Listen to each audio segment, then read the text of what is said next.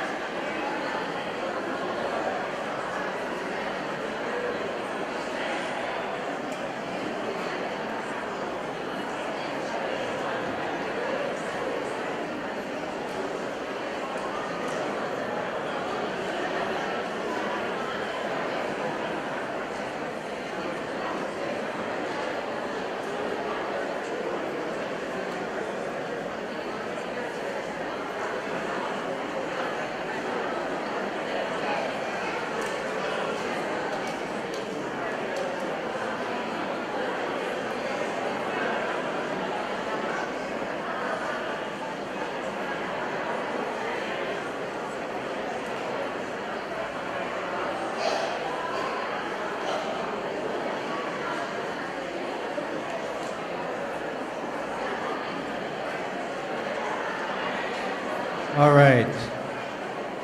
While you are making your way in, let's get started. Before I get to my presentation, I want to return to the subject just for a moment, just to get your input. Raise your hand if you're a principal. So EDs, hold your hand down for a moment. But raise your hand if, principal, you would prefer that convocation be streamed to your building or to a building in your feeder pattern. Raise your hand. Okay, so that looks like a majority. If the convocations happens at one site, so that we have an active audience, a real engaging one. Raise your hand if you think you would want your school to participate at that active site. Raise your hand if you think you'd be willing to do that. Okay, good. That gives me some idea. If we did have one active site, what's the best way of filling that? With volunteers? Because it looks like there's enough schools.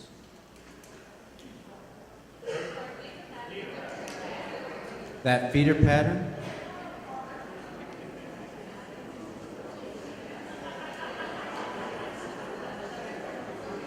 Any other ideas?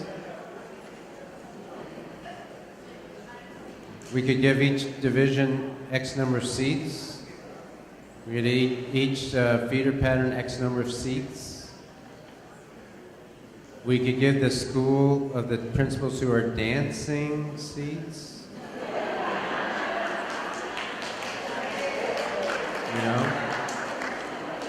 All right, so I guess we'll figure it out. We'll get back to you on what we're going to do. Oh, by the way, the other caveat on the dancers. Yeah, do you have an idea?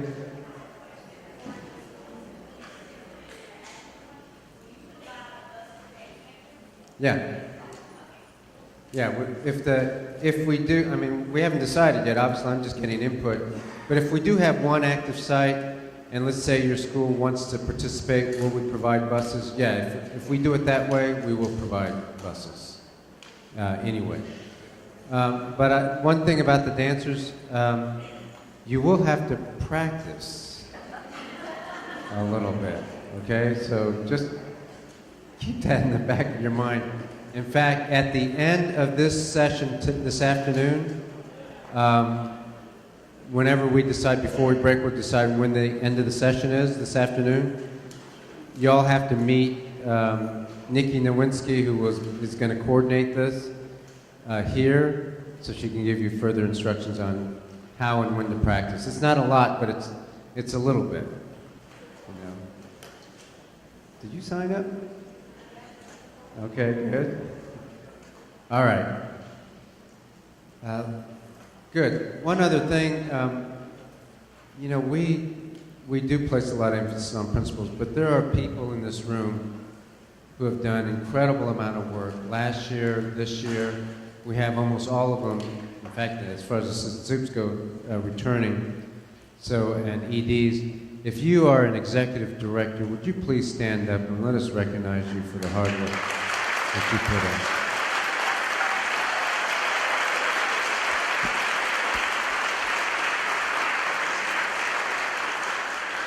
An incredibly strong group of instructional leaders, incredibly strong, and almost all of them returned for this year. And then if you are an assistant superintendent, would you please stand and be recognized?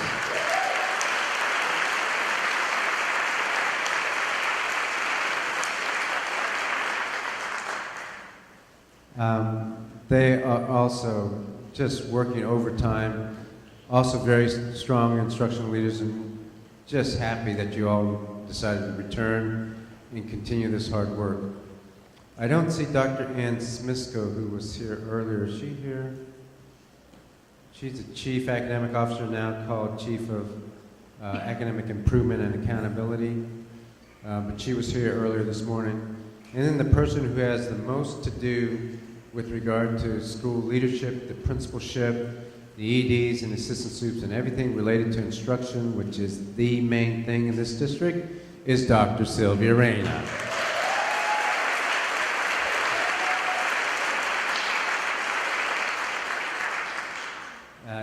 I'll tell you some stories someday, not today, but the amount of things that happen behind the scenes that she has to deal with is incredible. So thank you, Dr. Reyna, for your leadership. All right, let's talk about you. It's back to you. It is all about you, I guess, principals. Let's talk about the evaluation system.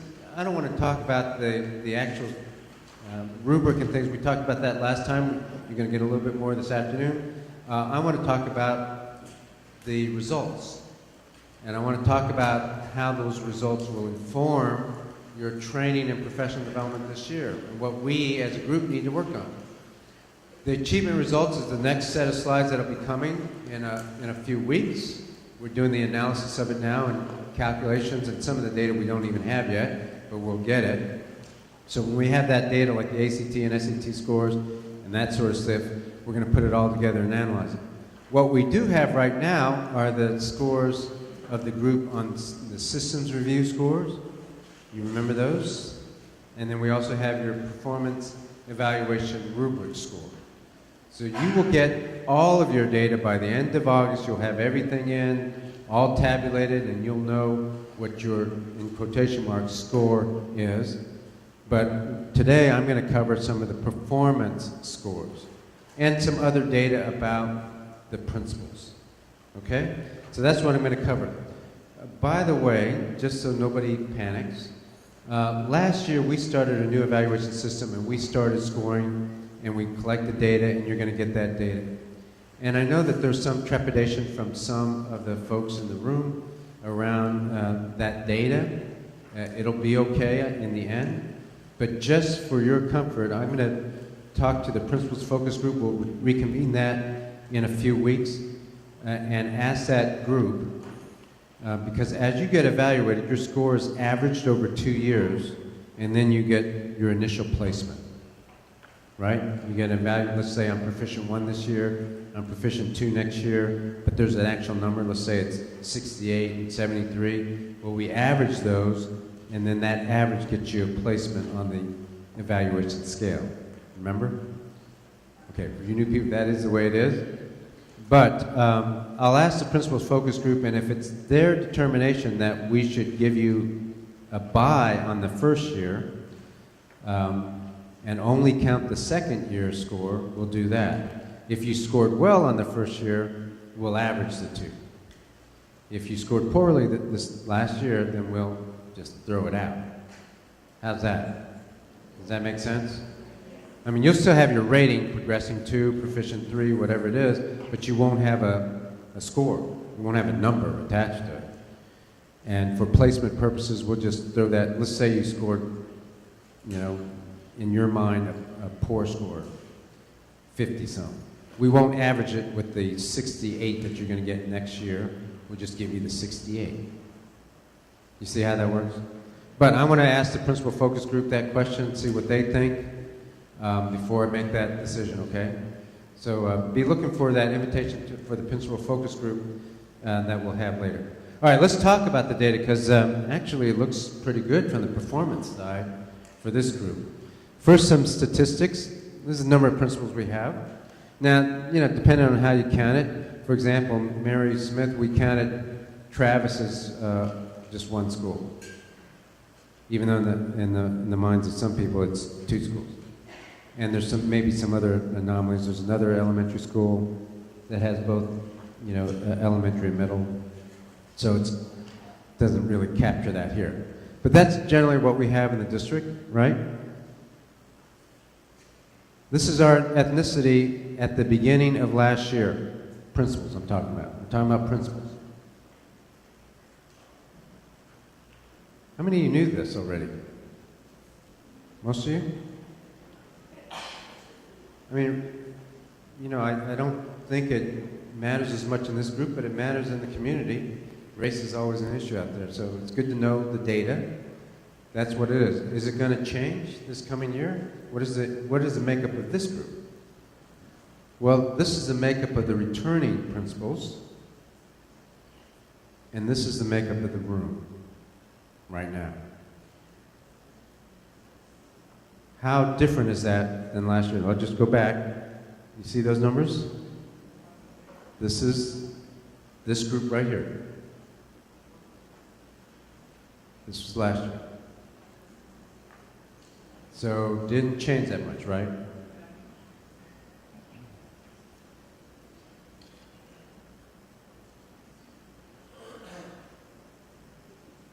Okay. Years of experience in Dallas ISD. This was the 2012-2013 team. Average years was 4.4 as a principal. Average years in DSD, 17. Average years in education, 20. This is the years of experience for those returning. And I don't have the years of experience of the new team. That HCM is pulling that together. So if you look at the picture, though, of the blue bar is the 2012-2013 team, the one we started with last year. The red bar are the years of experience of those leaving, retiring, resigning. That makes sense, right? That bar would be the highest bar. And the green bar is the years of experience of the returning team. Now, when I add in, once HCM gives me the numbers, the new principals with the green bar, right, the returning principals and then the new principals, will that green bar go up or down? Down, okay, good. Yeah, most likely. I mean, it stands to reason because we got some brand new principals, so the years of experience is going to be lowered. Okay. This was a big deal last year for some people, right? 68 people on improvement plan. We said at that time, no, it's probably not good to be on an improvement plan officially, but it also, in any good district, effective districts that's trying to follow a model of continuous improvement, and also to ensure that people keep progressing, that the improvement plan has to eventually be separated from the non-renewal process. It's okay to be on an improvement plan if you're improving. It's not okay to be on an improvement plan if you're not improving. Okay? It's also okay to be progressing because we have to get away from these days where we inflate our evaluations. So, 32 of the 68 people on improvement plans were able to improve enough to return this year. Improvement plan does not equal removal from the district. And this year we're going to be even better about it. In some cases we will help you on an official improvement plan, maybe even in October or November. And in other cases it won't be an improvement plan at all just because you were on an improvement plan last year. But we are expecting continuous growth out of all of us, and so there will be improvement plans, but they should not equal non-renewal. I hope we start getting that in our psyche. This is the status of the 223 principals last year. Overwhelming majority of the principals are returning, 160 some, if you count the promoted ones. because some of those principals were promoted to, from elementary to high school, for example.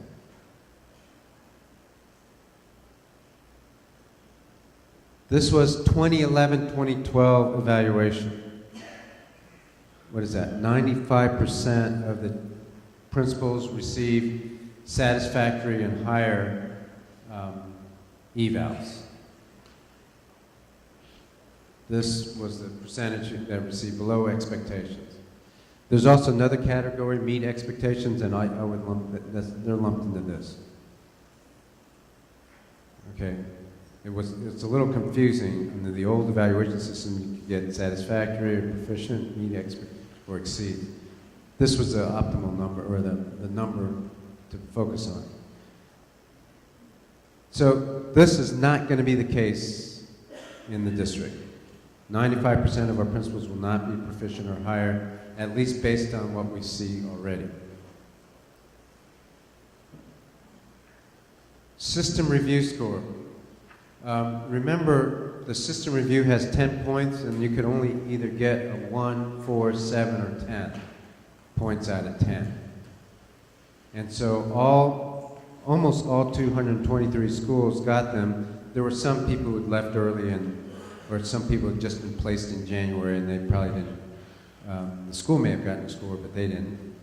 So these are the number of people getting each score. This is the percentage. So really, good job. If you add these two numbers together, you have over half the people getting 7 and 10. Now that's everybody. What about the people who are returning? That's the number, that's the percentage, 64% got 7 or 10. 4 is not bad, but needs improvement. That's the system review score. You remember that's 10 out of your 100 points. So the returning group was stronger, had stronger scores than the group overall. The average score was 6.4. This is a more important number for people because it's more points. 30 points on the rubric, right, out of 100 is based on your performance evaluation rubric. So that's what people got. 30 points was the max on the rubric. Those returning had higher numbers. That's everybody. Those returning. The average is higher for those returning. And so the summary looks like this with regard to the performance evaluation rubric.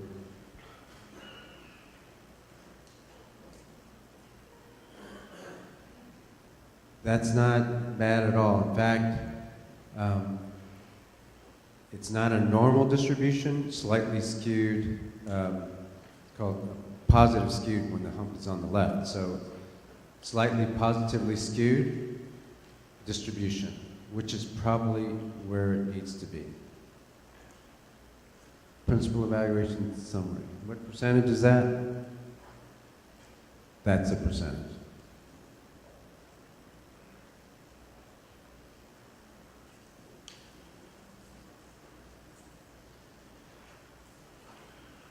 The percentage of those returning is even higher.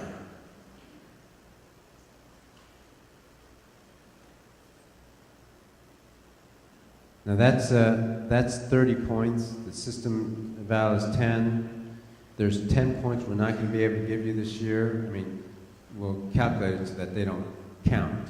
It's not that we're going to give you zeros. And that is because we don't have the teacher eval in place.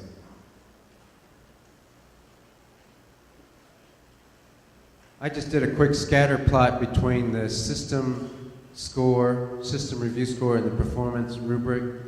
It would make sense that those are correlated, and you can see there's a strong correlation there. In other words, everybody who got a 4 on their system eval, these dots represent their performance score. So there's a range from here to here. This is the median point.